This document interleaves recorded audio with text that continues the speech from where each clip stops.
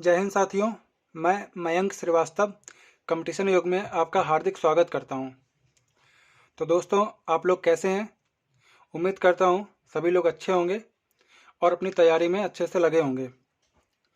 तो साथियों, जैसा कि आपको पता है, मैं आपके लिए मैथ की क्लासेस लाता हूं डेली। इससे पहले भी हमारी 2 क्लासें हो चुकी हैं। जिसने क्लासेस नहीं देखी हैं तो पीछे वो क्लासेस देख सकता है। तो रेशियो प्रोपोर्शन की आज ये तीसरी क्लास है जिसकी मैं यहाँ पर से शुरुआत करता हूँ। इससे पहले मैंने 28 क्वेश्चन करा चुका हूँ। आज मैं 29 क्वेश्चन से स्टार्ट करता हूँ। तो पहला क्वेश्चन है हमारा, दो संख्याएं एक तीसरी संख्या से 20% और 40% अधिक हैं, तो इन दोनों संख्याओं का अनुपात क्या होगा? तो हम यहाँ पर तीसरी संख्या को 100 मान ले रहे हैं। तो दो जो संख्याएं हैं तीसरी संख्या से 20% अधिक है और 40% अधिक है। तो जो पहली संख्या जो 20% अधिक है तो हमने उसको मान लिया 120, और दूसरी संख्या जो कि तीसरी संख्या से 40% अधिक है, मतलब 100 से कितना ज़्यादा? 40 ज़्यादा। तो ये हो जाएगी 140। अब इन दोनों का अनुपात पूछा, जो दो संख्याएं आई हैं उन दोनों का अनुपात क्या होगा। हमने यहाँ पे अनुपात निकाल लिया, 2 से कैंसिल कर लिया, 2 संग 12 और ये 2 सत्ते 14, तो 6:7 इस क्वेश्चन का राइट आंसर हो जाएगा। अगले क्वेश्चन पे चलते हैं। 3 संख्याओं में पहली और दूसरी संख्या का अनुपात 2:3 तथा दूसरी और तीसरी संख्या का अनुपात 3:4 दे रखा है। यदि पहली और तीसरी संख्याओं का गुणनफल 512 है तो दूसरी संख्या आपसे पूछी गई है। ठीक है, यहाँ पे हम नोट कर लेते हैं A/B अनुपात C। तो A/B आपका कितना है? पहली और दूसरी का 2:3 दिया हुआ है, दूसरी और तीसरी का क्या दिया हुआ है? 3:4। तो जब हमें पता है B हमारा दोनों कंडीशन में सेम है, यहाँ पे भी 3 आ रहा है और यहाँ पे भी 3 है दूसरी संख्या, तो हम यहाँ पे डायरेक्ट 4 को यहाँ पे लिख सकते हैं। ठीक है, तो 2:3:4 हो गया हमारा। अच्छा, अब आगे कहा गया है दूसरी और तीसरी संख्या का अनुपात 3:4 हो गया। ठीक है, पहली और तीसरी संख्याओं का गुणनफल आपको दे रखा है 512। तो आपको यहाँ पे ये देखना है पहली और तीसरी संख्या कौन सी है, ये और ये। तो 2x इंटू 4x। बस आपको ये ध्यान रखना है कि यहाँ पे x आपको 2 बार लिखना है। कई बार बच्चे थोड़ा जल्दी में मिस्टेक कर जाते हैं कि उसको डायरेक्ट गुणा करके 8x लिख देते हैं, लेकिन यहाँ पे क्या हो जाता है, x 2 बार रहता है तो मल्टीप्लाई करने में x² हो जाता है, वो अंडर रूट वाला केस बन जाता है, जिससे गलती होने के चांसेस थोड़े बढ़ जाते हैं। तो क्या हो जाएगा, 8x² बराबर आपको कितना दे रखा है? पहली और तीसरी संख्या का गुणनफल 512। 8 से कैंसिल कर लेंगे, 8 संग 48 और 8 चौक 32। x² का मान आ गया आपका 64, तो x की वैल्यू आ गई आपकी 8। ठीक है, अब आपसे पूछा क्या गया है, दूसरी संख्या क्या होगी? दूसरी संख्या हमारी यहाँ पे 3x है, 3x, b बराबर 3x। तो 8 यहाँ पे पुट कर देंगे, कितना आ जाएगा? 24। दूसरी संख्या हमारी 24, यही हमारा राइट आंसर हो जाएगा। ठीक है, अगले क्वेश्चन पे बढ़ते हैं। ए की आय का 25%, बी की आय का 20% बराबर सी की आय का 10% है, मतलब सबकी आय बराबर है। यहाँ पर हम लिख लेते हैं ए की आय का 25% बराबर बी की आय का 20% बराबर सी की आय का 10%। अच्छा, परसेंटेज से मेरा परसेंटेज कट जाएगा, बाकी ये आपका 5 से कट जाएगा, तो यहाँ पे हम कैंसिल करके लिख लेते हैं 5A बराबर 4B बराबर 2C। 5 से कैंसिल कर लिया हमने।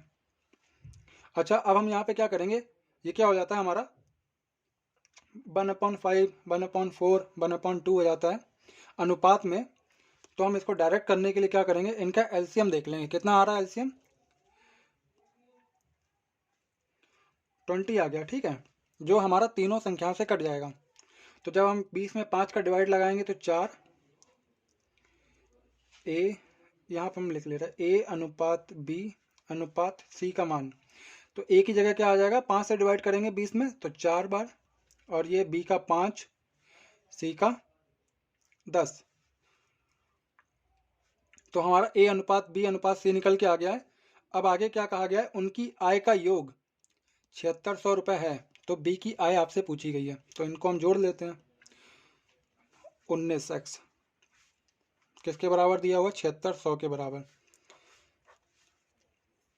x बराबर आपका कितना आ गया, 400।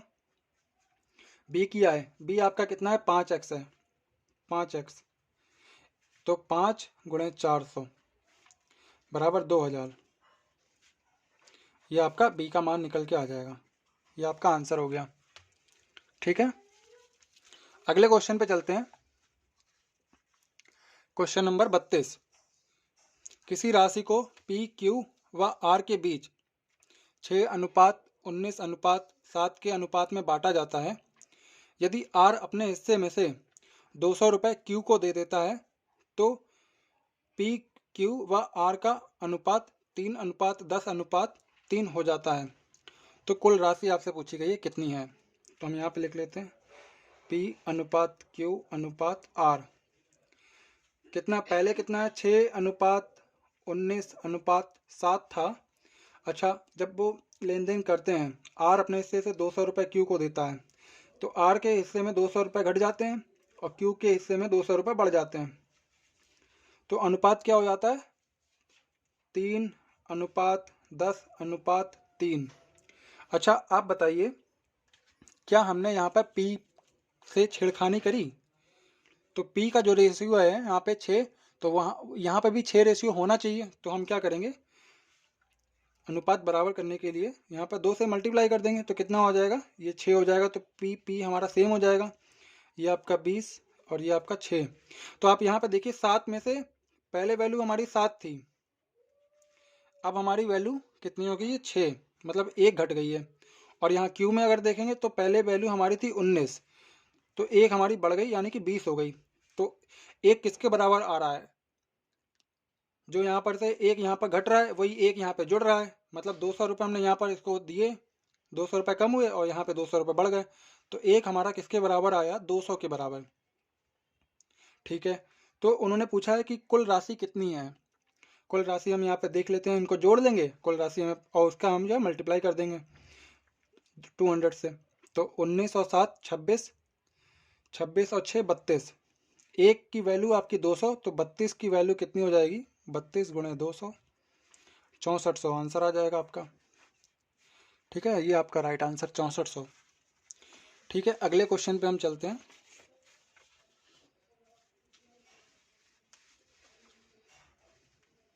ठीक है, क्वेश्चन नंबर 33।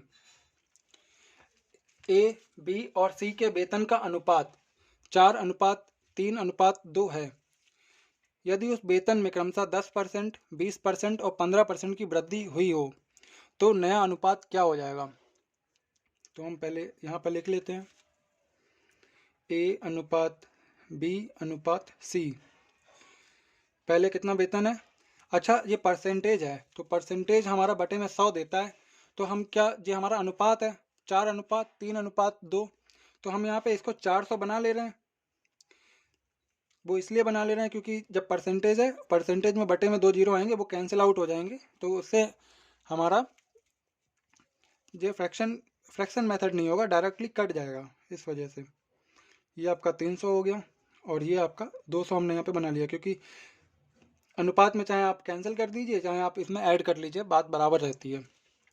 तो 10% की वृद्धि हुई है ए में। 10% की वृद्धि मतलब मल्टीप्लाई करके देखेंगे डायरेक्ट, 4 गुणे 10/100। अगर आप इसको इस तरह से लिखते हैं, जैसे हमारा ए 400 है तो 10/100 लिखेंगे, तो सीधा सीधा 0 0 कट जाएंगे, तो सीधा आपको मल्टीप्लाई करनी है। तो ये 40 की वृद्धि हो गई इसमें, 440। अच्छा, इसमें 60 की वृद्धि हो गई, 360। इसमें 15 दूनी 30, 30 की वृद्धि हो गई, तो ये 230। तो हमें यही ए जो नई वृद्धि हुई है उसी का अनुपात पूछा है। तो इसमें जो कटने वाली चीज़ है वो कट जाएगी, बाकी ये आपका आंसर आ जाएगा 44:36:23। ये क्वेश्चन का आंसर हो जाएगा। ठीक है, अगले क्वेश्चन पे बढ़ते हैं। Question number 34। ए अनुपात बी अनुपात सी का वेतन 2:5:3 के अनुपात में दे रखा है। वेतन में 15%, 30% व 20% की कमी आती है। यहाँ पर वृद्धि हो रही थी पिछले क्वेश्चन में, और जो अगला क्वेश्चन है इसमें कमी हो रही है। तो इसको भी हम उसी तरह से करते हैं। इसको हमने 200 मान लिया, और इसको हमने यहाँ पे 500 मान लिया, बी को। सी को हमने 300 मान लिया। अच्छा, पहले 15% की कमी हो रही है ए में, और ए का अनुपात कितना था, 2 का था, तो 15 दूनी 30, तो 30 की कमी हो गई। ये कितना हो गया, 170। अच्छा, ये बी वाला क्या है, बी वाले में 3 पंजे 15, 150 की कमी हो गई, 350 बचा। अगला 20% की कमी हुई है, तो 20 या 60, इसमें 60 की कमी होगी, तो कितना बचा, 240। 0 कैंसिल हो जाएगा। तो जो नया अनुपात आया कितना आ गया, 17:35:24। ये आपका आंसर हो जाएगा। ठीक है, क्लियर हो गया आपको। अगले क्वेश्चन पर बढ़ते हैं। Question number 35। दो संख्याओं का अनुपात दिया हुआ है, 1:1/2 अनुपात 2:2/3। जब दोनों में, इन्हीं दोनों संख्याओं में 15 जोड़ देते हैं तो अनुपात 1:2/3 अनुपात 2:1/2 हो जाता है। अब इसमें आपको बड़ी संख्या ज्ञात करनी है। करते हैं इसे। तो 1:1/2 को हम क्या लिखेंगे, 3/2। अनुपात 2:2/3 को क्या लिखेंगे, 3 दूनी 6, 2 8/3। अच्छा, इसको हम कैसे कर सकते हैं, ये आपका 9/16 हो जाएगा। 9:16, 3 3 9 और 8 दूनी 16। अच्छा, आगे क्या हुआ है, अब इसमें 15 जोड़ रहे हैं दोनों साइड, तो अनुपात क्या हो जा रहा है, 1:2/3 को क्या लिखेंगे, 3 1 3 और 2 5/3। अनुपात 2:1/2 मतलब 2.5 को क्या लिखेंगे, 5/2। क्रॉस मल्टीप्लाई कर लेंगे तो क्या हो जाएगा, 10:15। या आप सीधा 5 से 5 कैंसिल करके 2:3 लिख सकते हैं, 2:3। ठीक है। अच्छा, यहाँ पे अब हम क्या करेंगे, जैसे हमने कल आपको बताया था, इनका दोनों का अंतर देखा जाता है। एक तरीका आपका ये है कि आप अंतर देख लें, और दूसरा तरीका क्या है आपका, क्रॉस मेथड का है। तो सबसे पहले हम आपको क्रॉस मेथड वाला तरीका बता दे रहे हैं। ये आपको क्रॉस करना है, क्रॉस का साइन लगाना है। तो क्या हुआ, 9 3 27, दोनों की मल्टीप्लाई करनी है और इधर भी मल्टीप्लाई करनी है। इधर 27 हो गया और इधर 32 हो गया, तो दोनों का डिफरेंस लिया जाता है, 32 - 27, और जो किसके बराबर हो जाता है, 15 के। ठीक है, और इसके बाद में इनका अंतर क्या आया, 5। 5 की वैल्यू आपकी किसके बराबर होगी, 15। 1 की वैल्यू आपकी 3 के बराबर हो गई। तो बड़ी संख्या पूछी है, बड़ी संख्या हमारी यहाँ पे कितनी है, 16 है, और छोटी संख्या अगर पूछे तो 9 है। तो बड़ी संख्या में आपको क्या करना है, सीधा 1 की वैल्यू 3 है, तो ऐसे 16 की वैल्यू कितनी हो जाएगी, 16 × 3 48। 48 इसका राइट आंसर आ जाएगा। ठीक है, और एक इसका बेसिक मेथड भी है, वो भी मैं आपको बता देता हूँ। जैसे पहले क्या था, पहले वैल्यू हमारी 9x थी यहाँ पर, और यहाँ पे ऐसे लिख लेते हैं, a/b या a अनुपात b। पहले a हमारा 9x है, b हमारा 16x है, दोनों में आप 15 जोड़ते हैं। 15 जोड़ने के बाद में जो नया आपका अनुपात आता है, 2:3 आता है। क्रॉस मल्टीप्लाई करेंगे तो इससे आपका आंसर आ जाएगा। ठीक है, x की वैल्यू फाइंड हो जाएगी, और उसमें भी आपका यही आंसर निकलेगा। तो जो बड़ी वैल्यू है आपकी है 16 है, x का मान आपका 3 आएगा तो 16 3 48 कर लेंगे, तो इससे भी आपका वही आंसर निकल आएगा। अगले क्वेश्चन पे चलते हैं। Question number 36। ए तथा बी की मासिक आय 5:6 के अनुपात में है तथा मासिक व्यय आपका 3:4 है। यदि वे प्रति माह क्रमशः 1800 रुपये और 1600 रुपये बचत करते हैं तो बी की मासिक आय बताइए। तो इनकम बराबर क्या होता है, एक्सपेंडिचर प्लस सेविंग। किसी व्यक्ति विशेष की जो आय होती है वो आय किसके ऊपर डिपेंड करती है कि उसने कितना खर्च किया और कितना बचाया। बचत कि वो व्यक्ति कितना खर्च करता है और कितना वो बचाता है, तो इसी के ऊपर डिपेंड करती है इनकम। ठीक है, तो हम यहाँ पे नोट करके लिख लेते हैं। ए अनुपात बी के रेशियो में पूछा गया है। इनकम आपकी दी गई है 5:6 के अनुपात में। अब इसमें क्या है, दोनों लोग बचत कर रहे हैं जी, हमारी 5x और 6x हो गई। ठीक है, अच्छा जब बचत कर रहे हैं जी, हमारा इनकम बड़ा पार्ट है, इसमें से हम जब घटा देंगे 1800 रुपये, और जब बी में से 1600 रुपये जब हम घटा देंगे बचत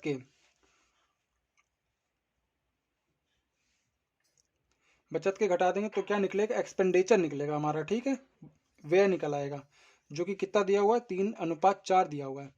तो यहाँ पर हम क्रॉस मेथड लगा देंगे। क्रॉस मेथड लगाया हमने, इनका डिफरेंस देख लेंगे। 5 चौक 20 और 6 तियाँ 18, तो दोनों का डिफरेंस आया कितना, 2। 2 किसके बराबर जाएगा जी आपका, 5 चौक 20 और 6 तियाँ 18, इन दोनों का डिफरेंस आया आपका 2।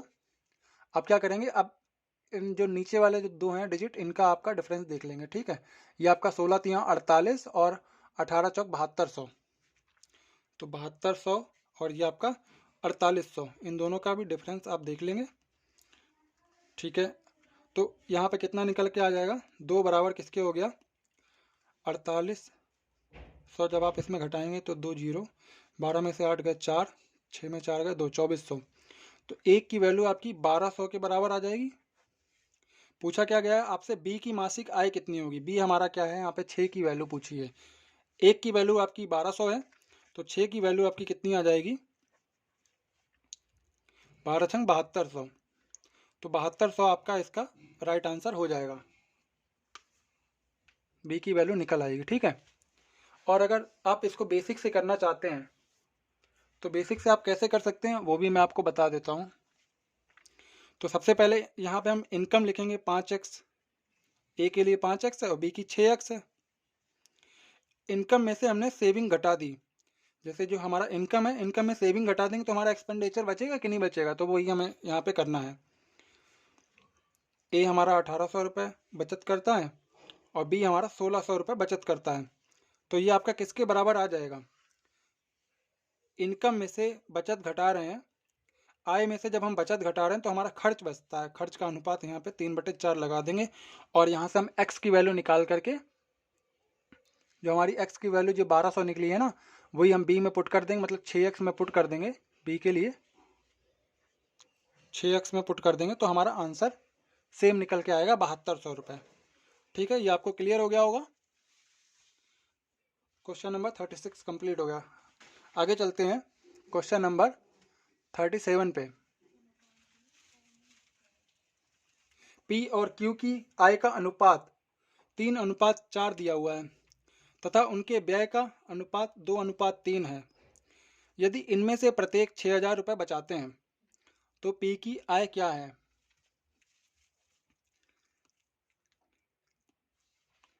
पी और क्यू, इसको 3x लिख लिया क्योंकि इनकम है। बेसिक तरीका जो हमने यहाँ पे पहले बताया था वही हम आपको उस तरह से ही बता दे रहे हैं। 3x/4x ये हमारी इनकम हो गई। इनकम में से 6000 रुपये बचा रहे हैं, तो हम जब 6000 घटाएंगे तभी तो हमें पता चलेगा। जब हम आय में से जब हम बचत घटा देंगे तो हमारा खर्च का अनुपात निकल के आ जाएगा 2/3। अगर हम x भी लिखते हैं तो हमारा x कट जाएगा और जब हम क्रॉस मल्टीप्लाई करेंगे तो हमारा x का मान निकल आ जाएगा। ठीक है, ये तो हो गया आपका बेसिक तरीका। और दूसरा तरीका आपका मेथड जो सेकंड है वो क्या कहलाता है, कैसे होगा, a अनुपात, यहाँ पे p और q हम ले रहे हैं तो p q हमने नोट कर दिया। इनकम आपकी दी हुई है 3:4 में, 3x या 4x कर सकते हैं। अब ये इनकम में से हम कुछ रुपए घटाएंगे, मतलब 6,000 रुपये जो बचत है वो हम यहाँ पे घटा देंगे। 6,000 रुपये घटाने के बाद क्या बचेगा, हमारा बचत व्यय बचेगा, जो खर्च है हमारा, खर्च का रेशियो कितना आया, 2:3 में आया।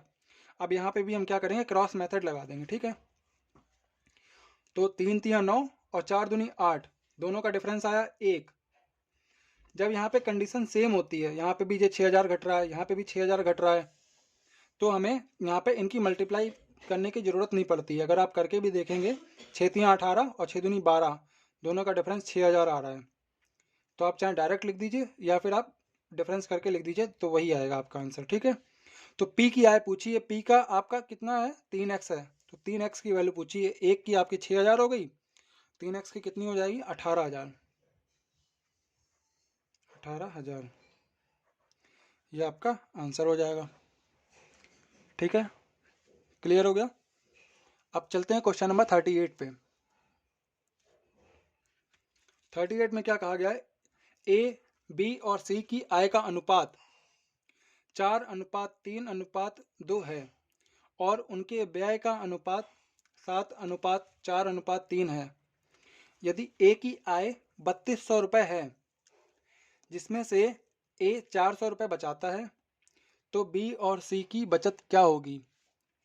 एक बार हम नोट कर लेते हैं, ए अनुपात बी अनुपात सी कितना दिया हुआ है, ये क्या है, आपकी आय है, कितनी है, 4x, 3x और ये आपका 2x। अच्छा, x तो हमारा कैंसिल हो जाता है, चाहे आप x लिखिए चाहे ना लिखिए। तो ए आपका रियल में इनकम क्या दी हुई है, ए की आय 3,200 रुपये, तो 4 की वैल्यू आपको 3,200 रुपये दी हुई है, तो ये कितना गुना है, 3,200 रुपये, ये आपका कितने गुना हो गया, 8 गुना, 4 8 32। तो यहाँ पे जब हम 8 गुना लेंगे तो 8 3 2400, कितना 800 गुना है। ठीक है, 800 गुना जब हमने किया तो ये 2400 हो गया, यहाँ पे 800 गुना करेंगे तो ये कितना हो जाएगा, 1600। ठीक है, आय हो गया। अब हम क्या करेंगे, आय में से जब हम बचत को घटाएंगे, बचत, तो हमारा क्या निकल के आएगा, खर्च। और खर्च हमारा दिया कितना है, व्यय का अनुपात 7:4:3, 7:4:3। अच्छा, ए की बचत आपको कितनी दी हुई है, 400 रुपये।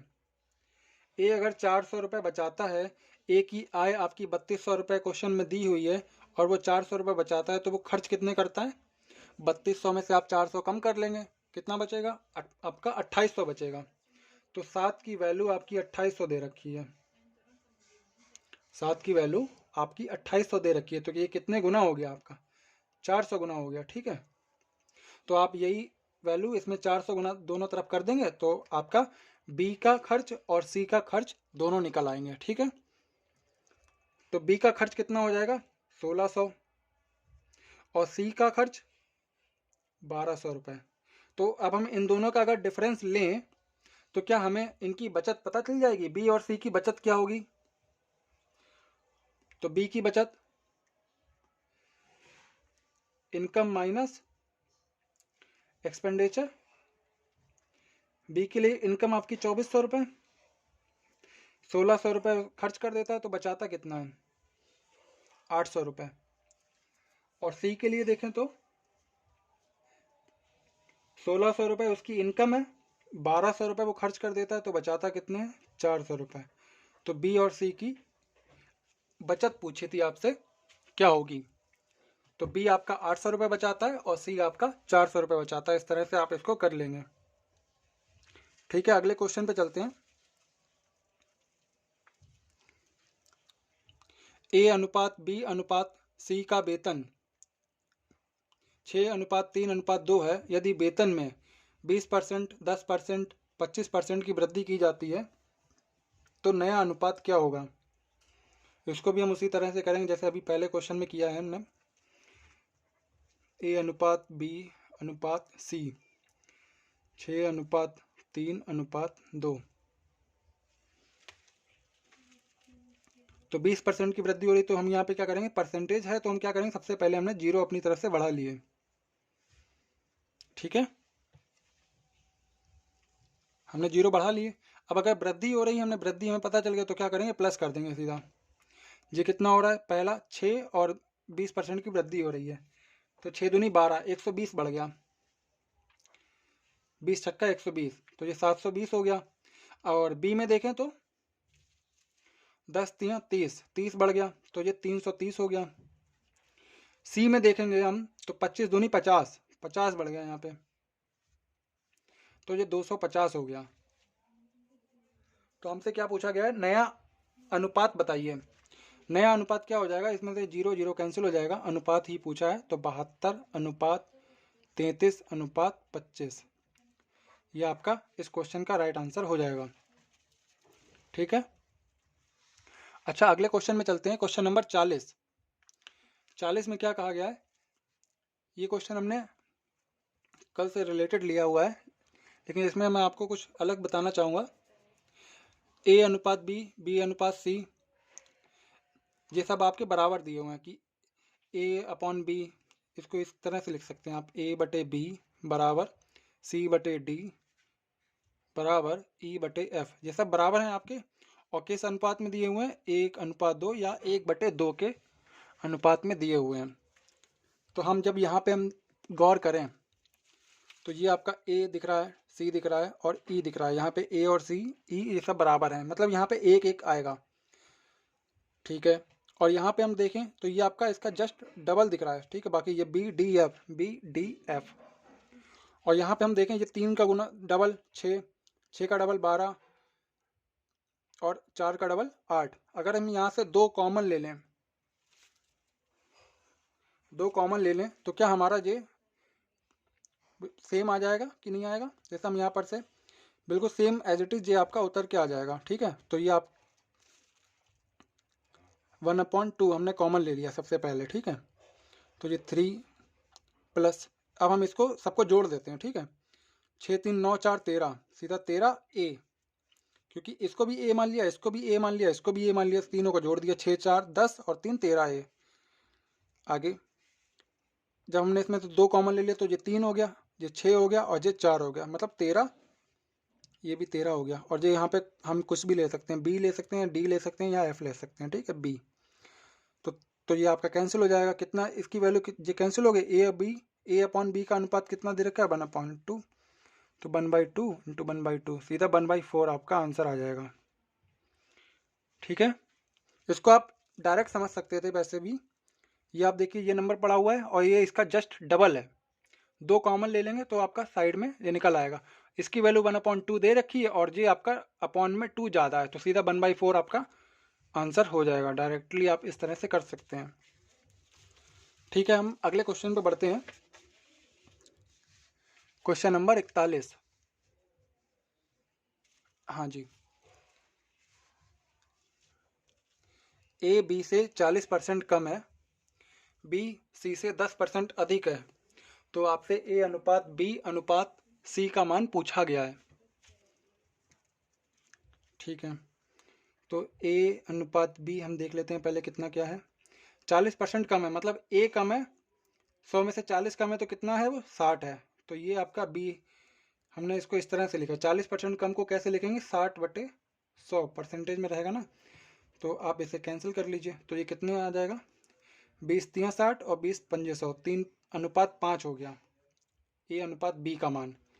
अच्छा, बी अनुपात सी देख ले रहा, क्या हो जाएगा, बी आपका 10% ज़्यादा है, मतलब 10% को क्या लिखते हैं, 1/10 लिखते हैं, तो 1 ज़्यादा है, 10 से 1 ज़्यादा है बी आपका, तो 11:10। अब हम क्या करेंगे, इनको मैच कर दे रहा है ए अनुपात बी अनुपात सी में लाने के लिए। 3:5 और ये आपका 11:10। इसको हम दूसरे पेन से दिखा देते हैं। प्लॉटिंग मेथड करेंगे तो यहाँ सीधा 5 हो जाएगा और यहाँ पे आपका 11 हो जाएगा इधर। ठीक है, तो 33:55:50, हाँ 50। तो A:B:C का मान क्या निकला? 33:55:50।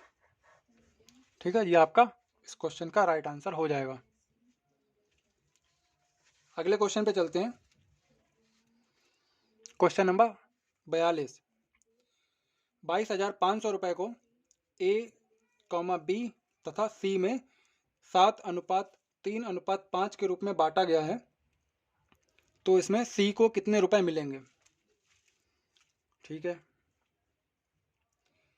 ये आपका कल की तरह क्वेश्चन है। इसको आप क्या करेंगे, डायरेक्ट जोड़ लेंगे और इसके समान रख देंगे। जैसे आप इनको जोड़ेंगे तो कितना हो जाएगा, तीनों का योग। जब मल्टीप्लाई की बात करी जाए तो आप x को जरूर ध्यान में रखिए।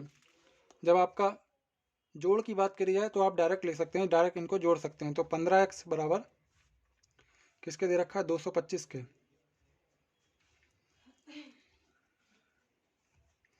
तो ये आपका 15 का स्क्वायर 225 15 बार में जाएगा, 1500। 15 कम 15, 15×5 = 75। ठीक है, 1500 हो गया। और C को कितने रुपए मिलेंगे? जब हमारा एक की वैल्यू या x की वैल्यू हमारी C आ गई है, x की वैल्यू 1500 आ गई है, तो C की वैल्यू कितनी हो जाएगी? 5x की वैल्यू पूछी है। क्या करेंगे, 5 × 1500, 7500 इसका आंसर हो जाएगा। 7500 रुपये C को मिलेंगे। क्लियर हो गया? Question number 43। 1250 रुपये को A, B तथा C में 2:2:1 के रूप में बांटा जाता है, तो A और B को मिलने वाली कुल राशि C को मिलने वाली राशि से कितना अधिक है? ये क्वेश्चन मैंने खुद ही इस तरह से बना दिया, तो इसको देखते हैं। पहले तीनों का सम कर लेंगे। 5x किसके बराबर दे रखा है, 1250 के बराबर। सिंगल x की वैल्यू कितनी हो जाएगी, 250 रुपये। ठीक है, अब उन्होंने कहा है कि A और B को मिलने वाली कुल राशि, A और B को मिलने वाली कुल राशि मतलब 4x मिल रहे हैं A और B को, C को मिलने वाली राशि से कितना अधिक है। तो कितना अधिक है, इसमें से आप C आपका x है तो घटा देंगे, सीधा 3x आ जाएगा। तो x की वैल्यू 250 है, 3x की वैल्यू आपसे पूछी गई है, 250 × 3, तो आंसर आ जाएगा 750। ठीक है, क्लियर हो गया आपको? और आज वीडियो का यह आपका अंतिम प्रश्न है, क्वेश्चन नंबर 44। मैंने 3 वाले और A/B/C/D वाले 4 वाले भी हमने लिए हुए थे, तो मैंने सोचा एक आपका ये 5 डिजिट वाला भी ले लिया जाए ई तक। तो इसको भी कर लेते हैं। प्लॉटिंग मेथड से ही करेंगे, सेम तरीका है। जब आप ये आपको बड़े दिखें तो आप प्लॉटिंग मेथड ही यहाँ पर यूज कीजिए। तो A/B आपका 3:4 हुआ है, B/C 5:2 है, C/D आपका 2:1 है, और D/E आपको दिया गया है 1:2। यहाँ पे आप लाइन खींच लीजिए और इसको हम दूसरे पेन से कर लेते हैं तो क्लियर दिखेगा। शिफ्टिंग कर देंगे, यहाँ पर 1, यहाँ पे भी 1 और यहाँ पे भी 1। इस तरह से मैंने फिल कर दिया। अब ये 2 के पास में 2 को बैठा देंगे, 2। यहाँ पे 5 है तो 5 को बैठा देंगे। यहाँ से ले चलेंगे ये 4, यहाँ पे 4 और यहाँ पे 4। अब यहाँ पे इसके पास में 2, यहाँ पे भी 2 और यहाँ पे 1। ठीक है, मैंने सारे फिल कर दिए। आपको A/B/C/D/E मतलब सारे वैल्यू के अनुपात का मान निकालना है। तो अब तो ये आसान हो गया, आप सीधा मल्टीप्लाई कर दीजिए, आंसर आ जाएगा। तो ए का कितना हो जाएगा, 3 पंजे 15 दूनी 30। बी का हो जाएगा 5 दूनी 10 चौक 40। सी 4 दूनी 8 दूनी 16। डी आपका 8। ई आपका 16। तो जो कैंसिल हो रहा है वो आप कैंसिल कर लीजिए। 2 से कैंसिल हो रहा है तो ये 15, 20, 8, 4 और ये 8। क्या और कट पाएगा? नहीं, और नहीं कटेगा, क्योंकि यहाँ पे एक स्टार्टिंग में 15 दिया हुआ है जो कि ऑड नंबर है, विषम संख्या। बाकी कट जाते हैं, लेकिन यहाँ पे ये नहीं कटेगा। ठीक है, तो उम्मीद करता हूँ आपको ये वीडियो अच्छी लगी होगी, और इस तरह की और वीडियो आपको आगे डेली मिलती रहेंगी। आप क्लास को लाइक शेयर सब्सक्राइब कर सकते हैं, तो जिससे आपको डेली वीडियो प्रोवाइड की जा सके और आप ये इसी तरह से आपकी पढ़ाई जारी रहे। जय हिंद साथियों, धन्यवाद।